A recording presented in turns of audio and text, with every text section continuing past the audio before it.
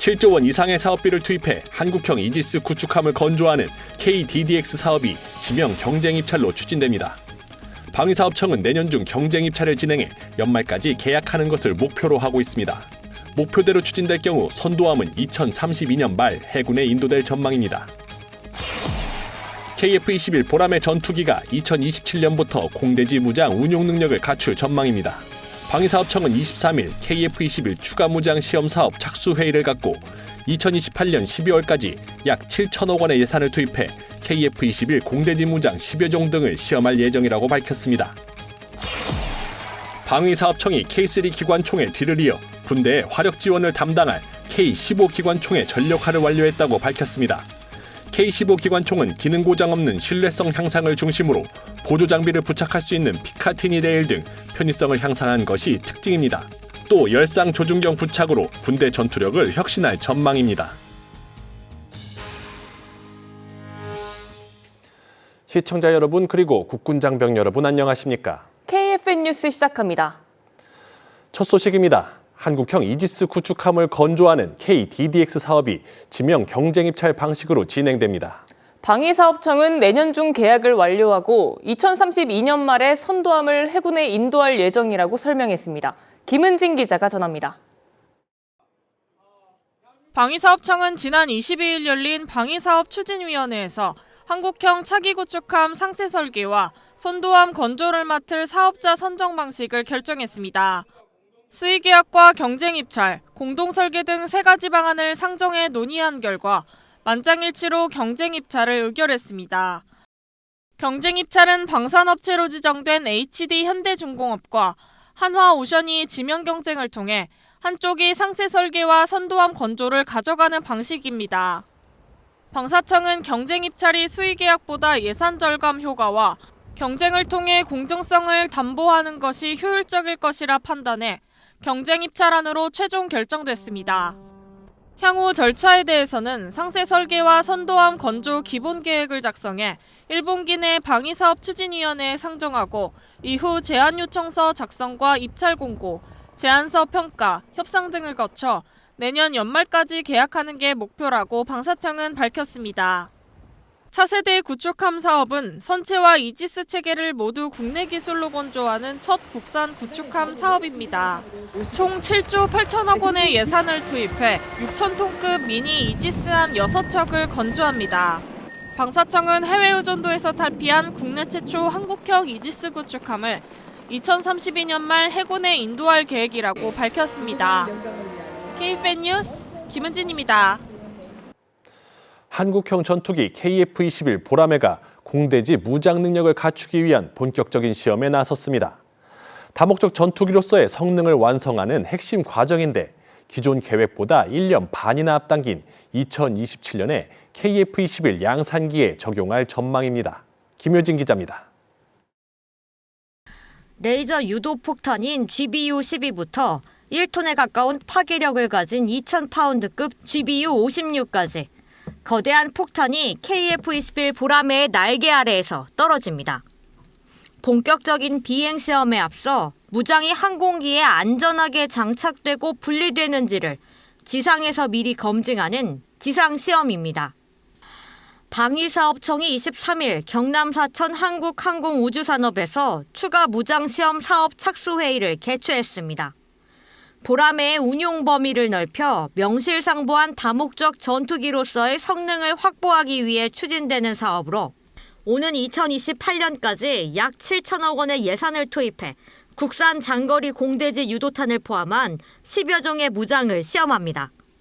특히 주목할 점은 확보 시점의 단축입니다. 방사청은 공대지 무장 능력의 확보 시점을 기존 사업 계획보다 약 1년 6개월 앞당겨 오는 2027년부터 KF-21 양산기에 곧바로 적용하기로 했습니다. 공군 전력 증강은 물론 현재 여러 국가에서 관심을 보이고 있는 KF-21 수출 경쟁력 확보에도 긍정적인 영향을 줄 것으로 기대됩니다. 방위사업청은 이번 착수회의 이후 신속히 비행시험에 돌입해 공대지 타격 능력을 조기에 확보하고 진정한 다목적 전투기로서의 위상을 확립해 나갈 방침입니다. KFN 뉴스 김효진입니다. K3 기관총이 30여 년간 자리를 지켜온 분대 지원하기의 세대 교체가 이뤄졌습니다. 방위사업청은 신뢰성을 획기적으로 높인 K15 기관총의 전군 전력화를 완료했다고 밝혔습니다. 안재영 기자의 보도입니다. 현대전에 맞춘 차세대 분대 지원화기 K15의 전군 전력화가 완료됐습니다. K15 기관총의 가장 큰 특징은 신뢰성과 편의성, 분산도, 확장성이 획기적으로 높아졌다는 점입니다. 최적화된 설계와 제조 공정 개선을 거쳐 탄 분산도를 낮췄고 기능 고장 없이 안정적인 사격이 가능하도록 신뢰성을 강화했습니다. 사용자의 편의성 또한 대폭 개선됐습니다. 장병들의 다양한 신체 조건을 고려해 신축식 개머리판과 전방 손잡이가 적용됐습니다. 특히 피카티니 레일을 기본적으로 장착해 다양한 보조 장비를 부착할 수 있는 확장성을 갖췄습니다. 이번 전력화의 핵심은 K15 기관총과 열상 조준경의 결합입니다. 분대 단위 최초로 보급된 열상 조준경은 안개나 연막, 우천 등 악조건 속에서도 탐지 능력을 제공합니다. 이를 통해 원거리 표적은 열상 조준경으로 근거리 표적은 도트 사이트로 제압할 수 있습니다. 40년 만에 신뢰성 있는 기관총이 전력화된 만큼 방위사업청은 지속적인 연구개발과 품질 향상에 최선을 다한다는 방침입니다. KPN 뉴스 안전입니다. 국방부와 강원특별자치도가 12번째 상생발전협의회를 개최했습니다. 이재명 대통령이 주재한 강원 타운홀 미팅에서 제시된 국방정책 협력 방향을 구체적으로 논의했습니다. 국방부와 강원특별자치도는 23일 상생발전협의회에서 민간인 통제선 북상과 출입 절차 개선, 국공유지 교환 등을 논의했습니다. 특히 민통선 조정 시 경계시설 이전 비용과 출입 업무 부담 문제를 공유하고 주민 체육시설 조성을 위한 군 유휴지 교환 사업의 진행 상황을 함께 확인했습니다. 이와 함께 군장병 우대업소 활성화 지원 사업 홍보 등 군 장병 복지 향상과 지역경제 활성화에 도움이 되는 안건에 대해서도 의견을 교환했습니다. 미 해군의 그린비람이 23일 부산 해군 작전기지에 입항했습니다.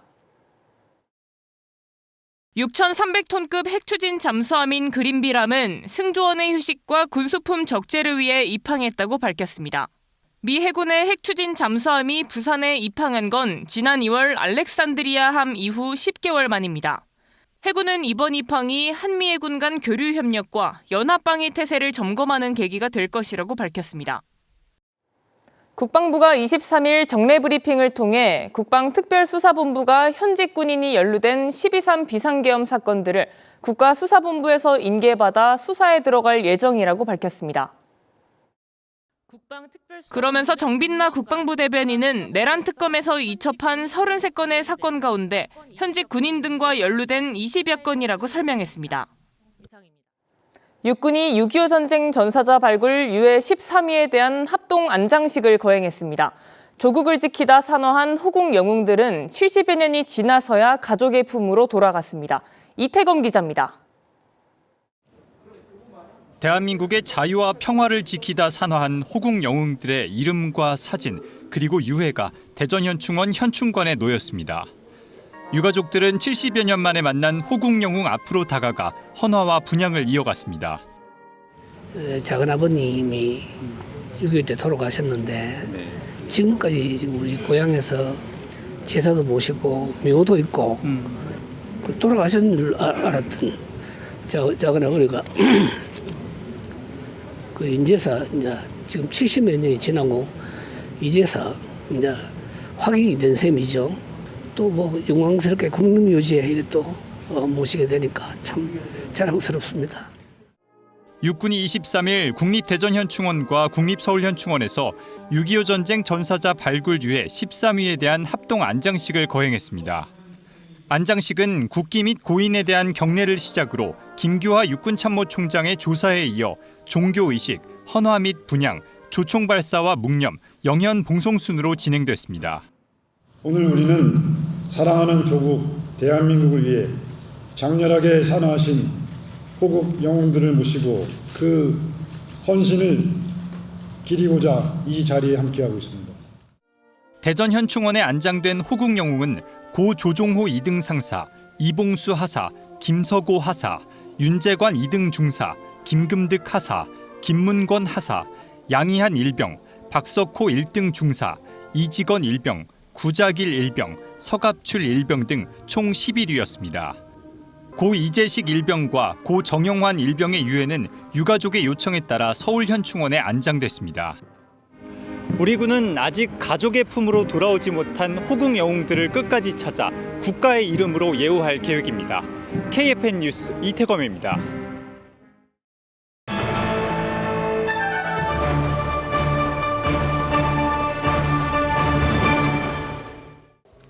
우리가 알아야 할 군사 365. 먼저 12월 19일로 가보겠습니다. 1989년 12월 19일 판문점 공동경비구역 JSA에서 남북 간 회담 장소로 사용하기 위해 판문점 평화의 집이 건설돼 준공됩니다. 주요 경과를 보겠습니다. 1988년 10월 평화의 집 신축 공사가 시작됩니다. 1989년 12월 19일 평화의 집이 준공되는데요. 지상 3층 규모로 기자실과 회의실, 회담장 등으로 구성됐습니다. 2018년 4월 27일 평화의 집이 제3차 남북 정상회담장으로 사용됩니다. 1980년대 이후 남북회담이 활발하게 진행되면서 평화의 집은 대한민국의 주요 회담 시설로 활용됐습니다. 2018년에는 남북 정상회담이 열린 상징적인 장소가 됐는데요. 하지만 이후 남북관계 경색으로 회담 장소는 활발하게 사용되지 않습니다. 이어서 12월 23일로 가보겠습니다. 1994년 12월 23일 한국 차세대 전투기 사업으로 추진한 F-16 전투기의 도입 행사가 개최됩니다.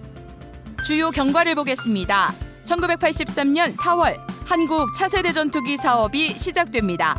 1991년 3월 국방부가 사업 기종 대상으로 미국 제너럴 다이나믹스사의 F-16 전투기를 선정하는데요.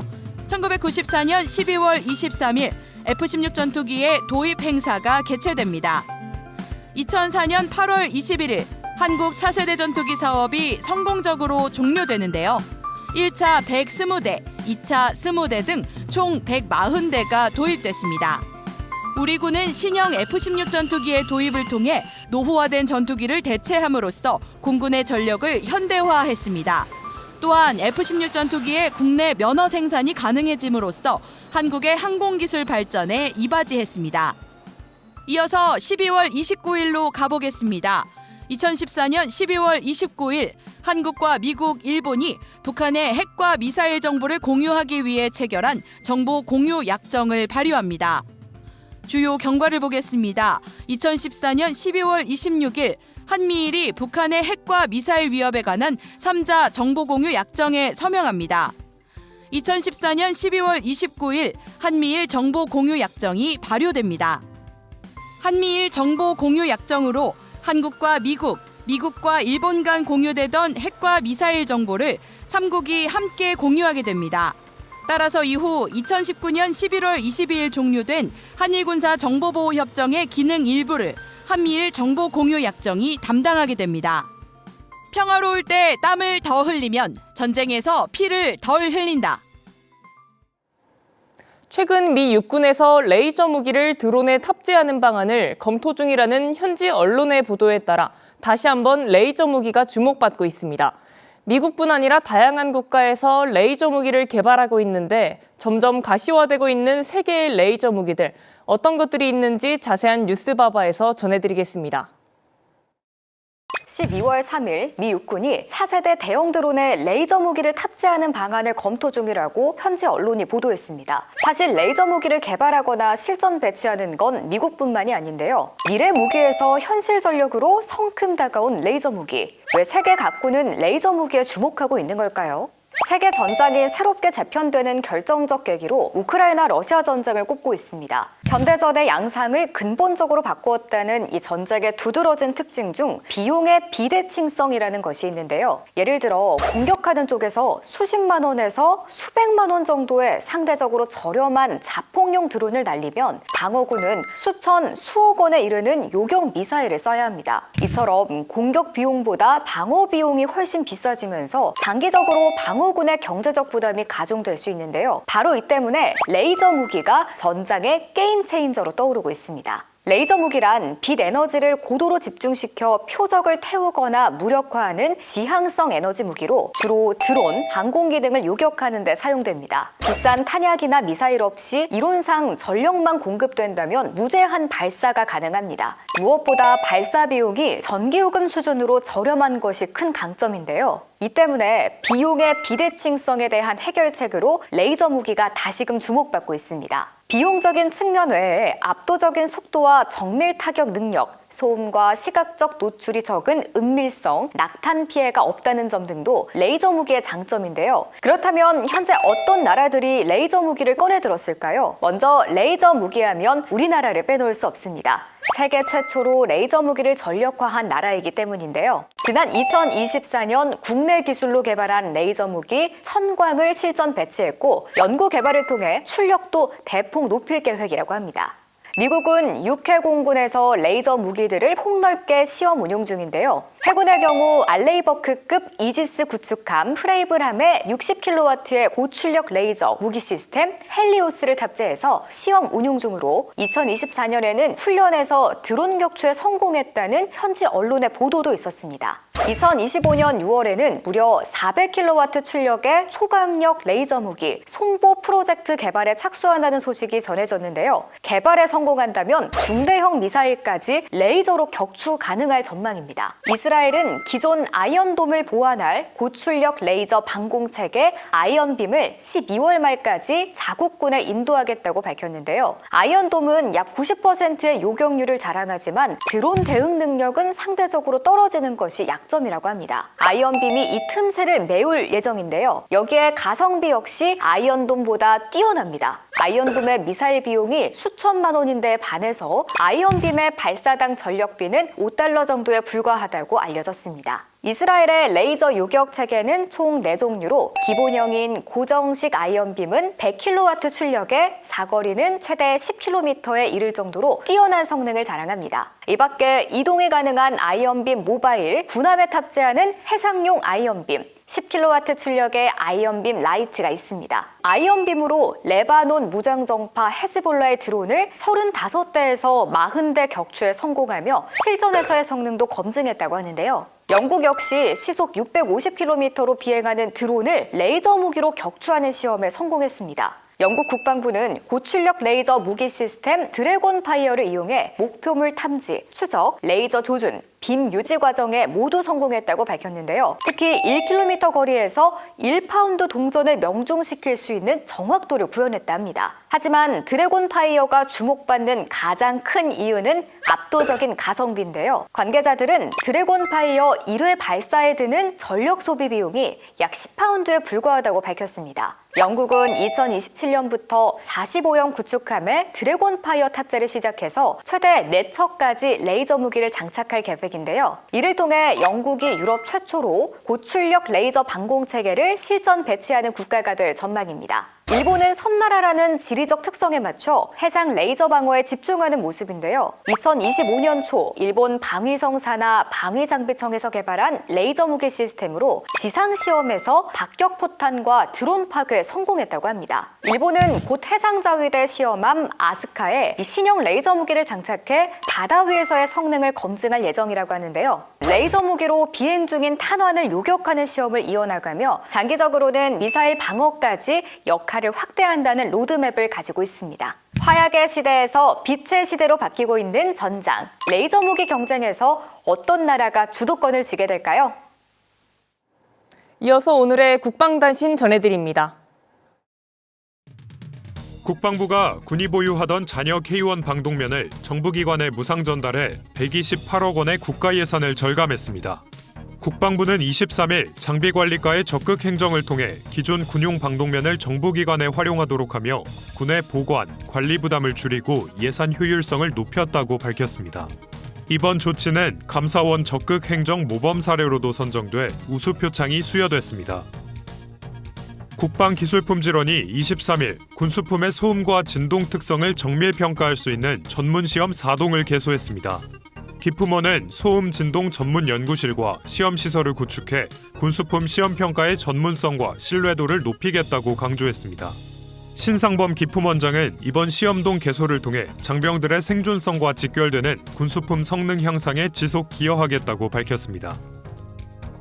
해병대 1사단 공병대대가 지난 15일부터 19일까지 닷새 동안 경북 포항 일대에서 지역 사회 취약계층을 대상으로 봉사활동을 진행했습니다.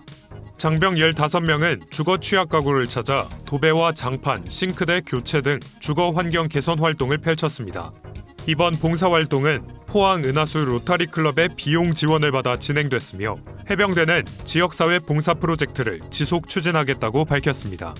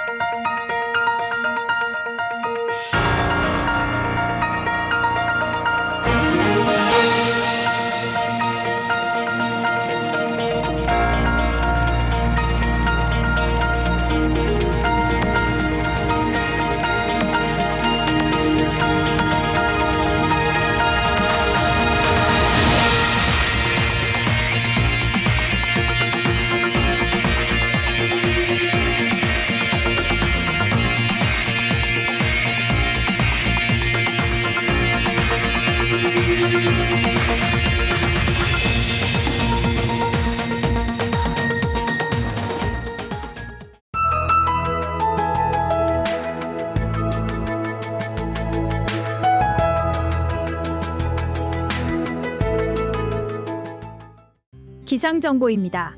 오늘 추위는 누그러졌지만 전국에 비 예보가 있습니다. 경기 서쪽 지역부터 시작된 비는 차츰 그 밖에 전국으로 확대되겠습니다. 내일 새벽까지 전국 곳곳에 5에서 20mm의 비가 내리겠으며 기온이 낮은 강원 산간에는 최대 5cm 눈이, 경기 북동부와 강원 중북부 내륙에도 1cm 안팎의 눈이 내려 쌓이겠습니다. 자세한 날씨 알아보겠습니다. 성탄 이브인 내일 새벽부터 차츰 비가 그치고 그 뒤로도 계속 구름 많아서 흐린 날씨가 이어질 것으로 예상됩니다. 내일 아침 최저기온은 서울 1도, 부산 6도로 예상되며 한낮 최고기온은 서울 6도, 부산이 12도로 예년보다 온화할 것으로 예상됩니다. 주간 기상 전망입니다. 성탄절인 목요일부터 대체로 맑은 가운데 기온이 큰 폭으로 떨어지며 추운 날씨가 지속되겠으며 주말인 토요일에 구름 많은 날씨 예상됩니다. 일요일부터 기온 상승하며 하늘 상태도 잠시 개었다가 다음 주에 다시금 비가 예상됩니다. 이상 공군 기상단 제공 기상 정보였습니다. 이것으로 KFN 뉴스를 마칩니다. 시청해주신 여러분 고맙습니다.